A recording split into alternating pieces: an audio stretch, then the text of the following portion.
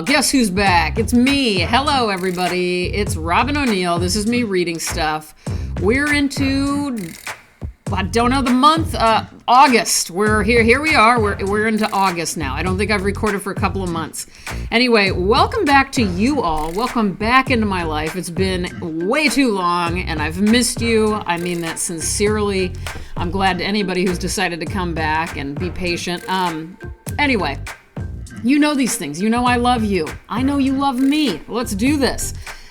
Should I talk about the absence a little bit? I think I will. I have so many things to talk about. I don't know where this is going to go. I don't know whether this will be long or short. We will see. This is the benefit of just doing it yourself. I don't have any sponsors telling me to shut up or go on more about anything. By the way, I will say I don't have a, what do I call it? Recommendation corner. I don't have a recommendation corner that I can think of right. I mean, I have tons of things, but I didn't plan on doing a recommendation corner.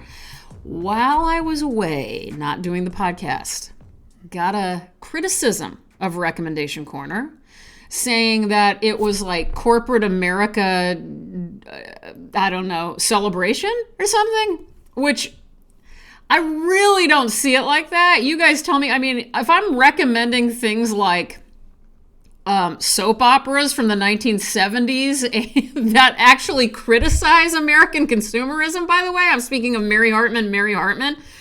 And what else has been on recommendation corner? Pickles? Sorry, bro. Pickles aren't, it's not even like I give you guys a brand. I just talk about pickles all the time and capers. I mean, cheese fries, tater tots. I guess that's American consumerism. I really don't know, but it sounded like this person thought of my recommendation corner like some bullshit American, I don't know. If it is American, whatever recommendation corner is, if it's American, well, A, I'm from Nebraska, so what are we going to do about that? And I can't do a thing about it. I'm not going to pretend I'm from Poland or something. B, so what? If I, even if I were, which by the way, it's really not. I go back to recommendation corner and I recommend like writing a to-do list. How does that not apply to people outside of America? And number 3, or whatever number I'm on at this point, let's say I was just celebrating like Applebee's and Walmart and 7-Eleven, Slurpees, Doritos, Lay's, the Lay's empire of potato chips. Would that really be so awful? I mean, I'm sure you guys outside of America might see it that way, but I don't. I mean, A, I wasn't doing that. B, I should be doing that. And you know what? Now I'm even more prone to want to do it. So anyway, for those of you who are new to the podcast, hi, I'm Robin O'Neill. I'm an artist. This is a podcast about things that excite me in the written word form. But I usually talk about my life a little bit. And I do talk about things I love. The whole point of this podcast was to talk about things I love and to praise the things I love. So wherever those things fall in your own brains, I guess that's on you. I'm going to just keep doing it. All right, so recommendation corner. Don't know if I'm going to do one today, not because that person said I was a disgusting American consumer or whatever, just because I wasn't thinking about it. I do want to just briefly try to, a little bit about the absence, the, away time from the podcast. Just a lot of health scare stuff. What's new? Nothing COVID related, thankfully, but pretty much everything that could go wrong with my body went wrong here recently. It just all, I have autoimmune diseases. So when one flares up, they all flare up. So, and I'm still just picking up the pieces of that. I spent some time in the ER. I had a procedure done and my parents came to town to help me with that. My uveitis, which is when you can lose vision in your eye, you have inflammation in your eye, that came back at full force and it's just now getting better. Some of you may remember, did I mention that before? Because this has been going on months. And if you remember the other time, my eye, I'm pretty sure I tell you guys this every time, so I'm just like an old person who tells you the same story over and over. My eye, my pupil turned into, at first, the shape of a hot dog, then the shape of a 4-leaf clover. And my eye doctor, my retina specialist, massaged it back to a circle shape with a Q-tip one day. So here's why autoimmune diseases suck, because everything just inflames at the same time. Anyway, another really fucking crazy thing that happened to me was that my sodium levels in my blood work were really low, which that doesn't sound bad, but apparently can be really scary. It was actually really bizarre too, being that I don't know if it's even related to how much sodium you put in your body, but I think I've mentioned this. I mean, I basically live off salt. Anything salty I want to shove into my face at all times. And I do think I salt everything. So anyway, it turned out, if you guys have been listening for a while, you know I love to brag about how much water I drink. Yeah, I drink up to 2 gallons of water and I urinate every 5 minutes. Like, I think that's the coolest shit ever. Well, apparently I drink so much water, it could have killed me. That's right. I drank so much water that apparently I had a water addiction problem. I think I'm addicted to water. Never done drugs, but I have had too much water. So I had to train myself to drink less water over the last few months, which I think I've successfully done. I already kind of fantasize about slipping back into drinking too much water, though, so I've got to watch this shit. There's no 12-step program that I know of, so I'm applying my Al-Anon to water drinking. I don't know. Does this mean I won't be preaching to you about how much water you need to be drinking to be healthy anymore? We'll see. It seems there's nothing safe anymore. You can't even drink a lot of water without almost killing yourself. So anyway, before I read other stuff, what do I have to talk about? I finished that whale drawing that I was excited about. You can see an image of it on my Instagram, which it's Robin_O'Neill, ROBYN_O'Neill. Hit me up on there in the comments, not in the direct messages, because I can't really check those all the time. Probably going to make a greeting card out of it at some point for my shop. My shop's about to open. Sorry about that. I'm a little late on that due to all of these issues, but what else? The plumbing on our property went entirely out. I have, not to brag, but I do have 3 bathrooms, which I've always thought was the biggest luxury, being that you know how I feel about bathrooms and all that stuff. Basically, the plumber moved in to the house with me. I have never seen anyone more than I saw that plumber for a while. It was a total nightmare, but also really funny. And the details of this whole extravaganza of plumbing issues are pretty unbelievable, but I'm not ready to go into it right now. You're going to have to take me out for French fries or something to get it all out of me. I just don't want to relive it. I just am glad right now I have working toilets, and that's all that really matters in life. I've said it a million times when people have asked me, which has actually only been once. What is the greatest what is the greatest invention in human history? And it's definitely indoor plumbing. So I'm somebody who basically says a prayer to whoever made plumbing possible every single night. And so anyway, it was seriously very, very upsetting. I was losing my mind. Anyway, I've been reading a lot. I've been crocheting a lot. I've been trying to really understand summer relaxation and fun. Went to Texas and saw my family. That was really fun. Damien's been touring. I got to see some of that. My garden is out of control awesome. If you follow me on Instagram, you can also see some of those boring ass photos of flowers. And I grew a zucchini that was so huge, I could barely lift it with both hands. I don't know what the hell's going on, but things are really working out for me out there. I'm even about to make my own kombucha, which feels like I'm telling you I'm living off the land or something like that. But you guys know I love my GT's kombucha, lemonade flavor, pretty much only. I can't find it anymore. My store doesn't carry it anymore, no matter how much crying I've done to the dairy guy.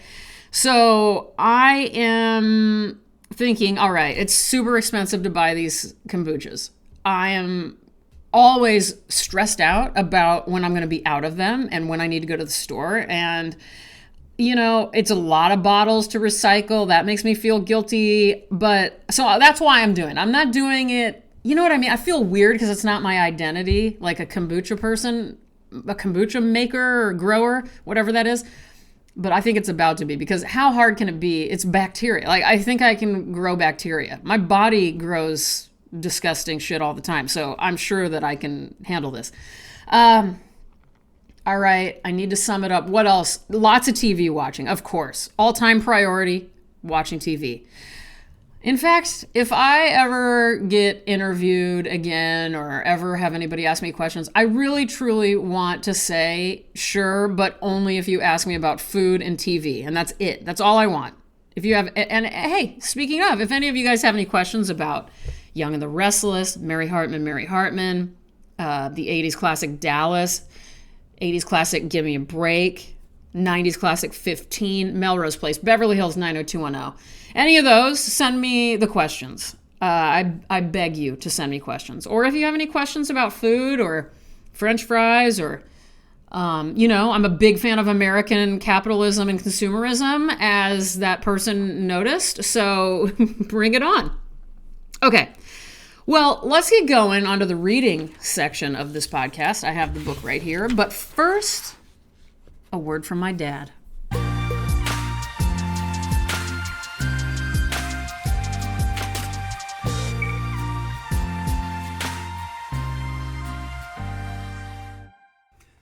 I'm Robin O'Neill's dad, Jim, and I'll tell you something. If I'm looking for something special for someone, I always go to robinoneil.com/shop.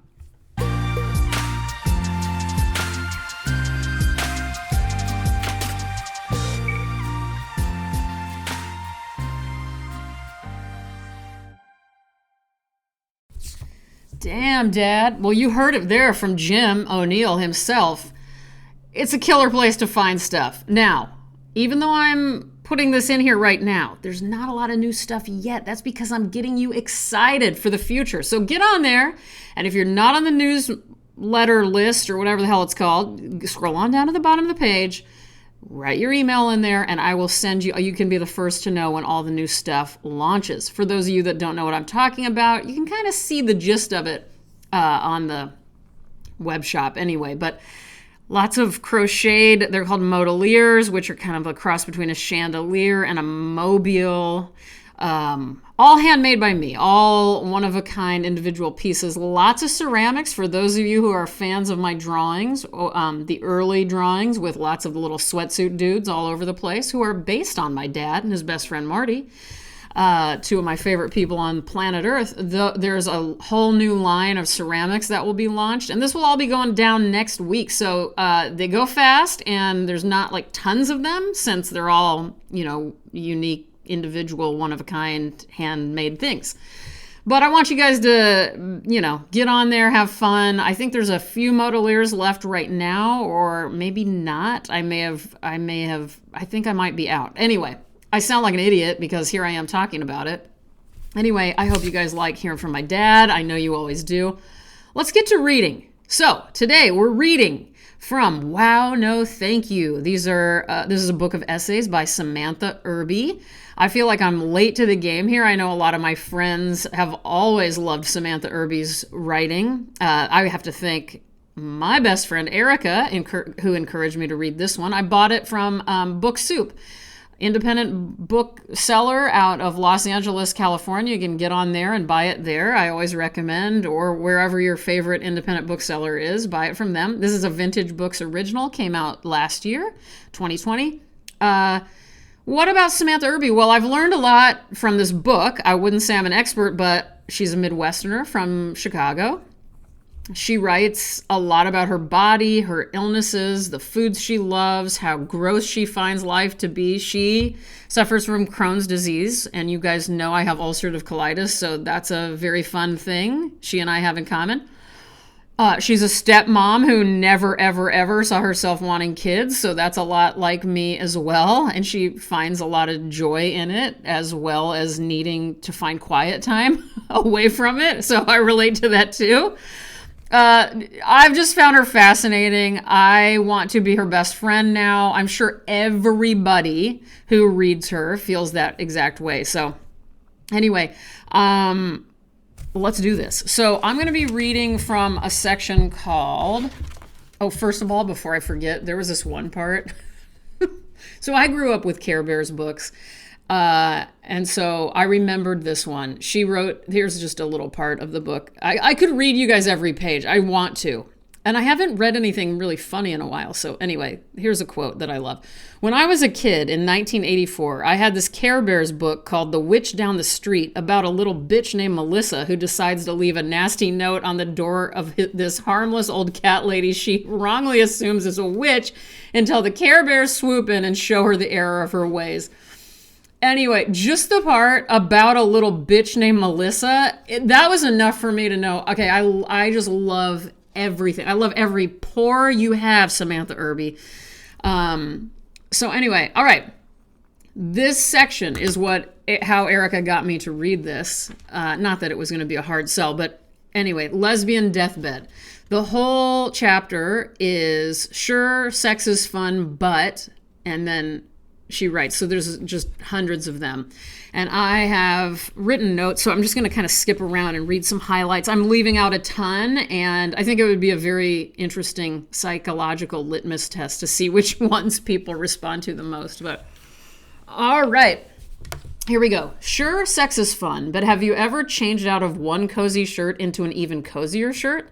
Sure, sex is fun, but have you ever gotten your inbox down to 0? Sure, sex is fun, but have you ever declined an invitation to a boat party? Sure, sex is fun, but have you ever fought for a majority share of the electric blanket on the TV couch? Sure, sex is fun, but have you ever watched PBS? Sure, sex is fun, but have you ever lain really still in bed after your alarm has gone off 3 times trying not to move because you don't want your pets to know you're awake? Sure, sex is fun, but have you ever spent an entire afternoon looking for a misplaced library book only to realize you returned it 2 days ago? Sure, sex is fun, but have you ever not invited one half of a gay couple to ladies' night just to set some shit off? Sure, sex is fun, but have you ever Googled a popular meme? Sure, sex is fun, but have you ever spent several days meticulously menu planning your book club brunch? Sure, sex is fun, but have you ever taken off your bra at the end of a particularly grueling day? Sure, sex is fun, but have you ever accumulated 19 different personal water containers between 2 people? Try just between 1 person, Samantha. Sure, sex is fun, but have you ever cleaned a dirty saucepan after soaking it overnight? Sorry. Yeah, man, I love that feeling. Sure, sex is fun, but have you ever filled out a comment card? God, I love all of these. Sure, sex is fun, but have you ever sincerely inquired, when are we going to go back to Pier 1? Sure, sex is fun, but have you ever charged your crystals under a full moon? Sure, sex is fun, but have you ever folded your clothes on the same day you washed them? Sure, sex is fun, but have you ever ordered Blue Apron with a discount code you got from a podcast? Sure, sex is fun, but have you ever written a to-do list by hand? Sure, sex is fun, but have you ever declined an invitation to a holiday party? Sure, sex is fun, but have you ever watched a television program, then read no fewer than 6 think pieces about it just to make sure you understood what you just watched? Sure, sex is fun, but have you ever eaten soup as a meal? Sure, sex is fun, but have you ever written a letter to the editor? Sure, sex is fun, but have you ever had toilet paper brand loyalty? What's up, Charmin Ultra Strong Mega Roll?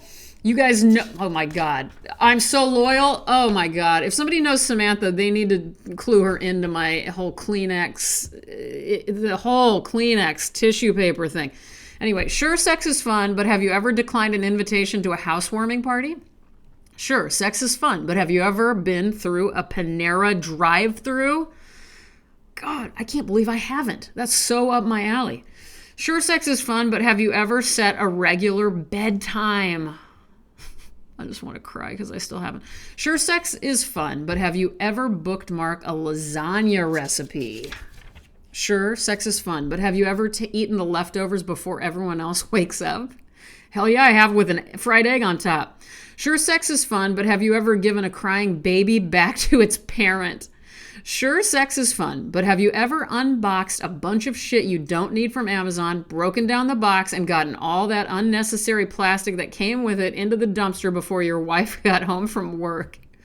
Sure, sex is fun, but have you ever cheerfully woken up at 7 a.m. after going to bed at a reasonable hour the night before? Sure, sex is fun, but have you ever read a romance novel? Sure, sex is fun, but have you ever cared very deeply for someone you never want to have sex with? Sure, sex is fun, but have you ever worn a t-shirt with words on it, then spent the entire day awkwardly waiting for people to finish reading your breasts? It's a big deal for me. I am like, man, I always want to wear all of my shirts with words on it, but I'm like, do I really want to do this again to myself? All right, sorry, I keep interrupting, but I'm just excited, everybody. Sure, sex is fun, but have you ever cut a toxic bitch right out of your life? That should be the title of a book. Or just like, basically my self-help tip for anybody is just these words. Cut a toxic bitch right out of your life, period. A demanding statement, a persuasive statement. Everybody needs to cut the toxic bitches right out of their lives, okay? I've done it, and it's amazing. All right, sorry, back to the reading of Samantha Irby. I'm so sorry, you guys. Sure, sex is fun, but have you ever tried Dijon mustard?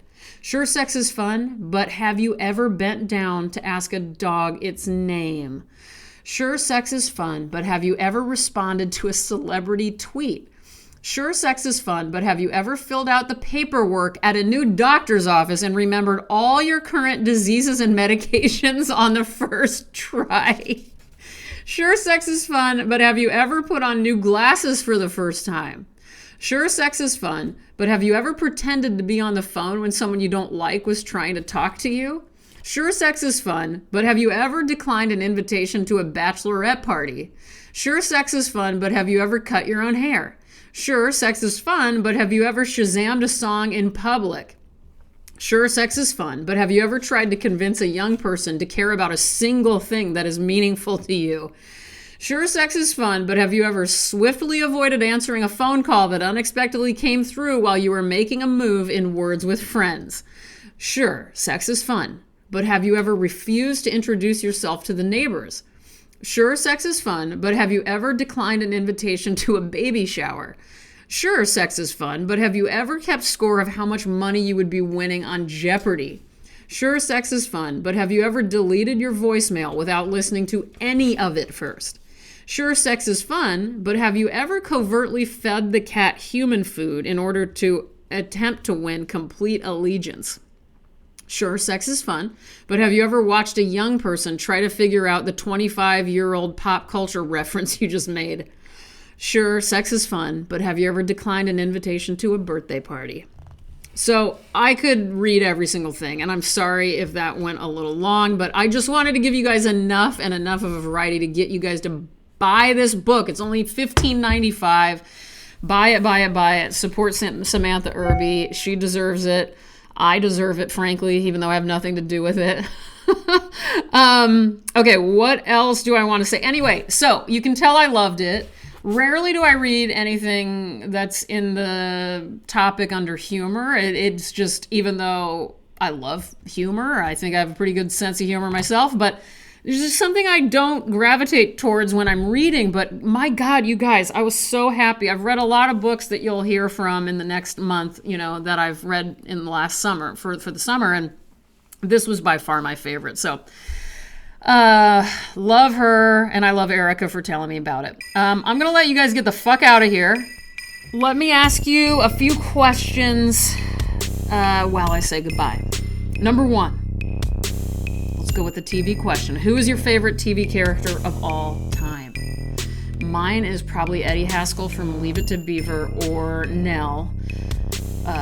She was called Nell Harper on Give Me a Break, but Nell Carter. Nell Carter in Give Me a Break. What's one thing you like about malls? MALLS, shopping malls, which are dying. They're going away, everybody. I'm getting a little worried about malls. I love a food court, of course. I love a food court. What's a popular TV show, or how about one of these like newer Hulu, Prime, Netflix streaming TV shows, like one of those massive shows that everybody loves that you just fucking hated? Tell me about that. I'm sure I have. I've got a million of them, so I don't even know where to begin.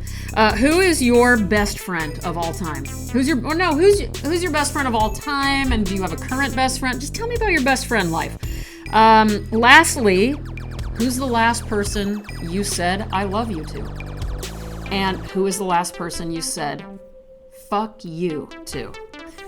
I don't know if I've ever actually, believe it or not, as ballsy and opinionated as I am, I don't know that I've ever actually gotten to say fuck you to somebody. Isn't that crazy? No, I have. I said it to an asshole on the streets of Dublin, Ireland one time. I remember that.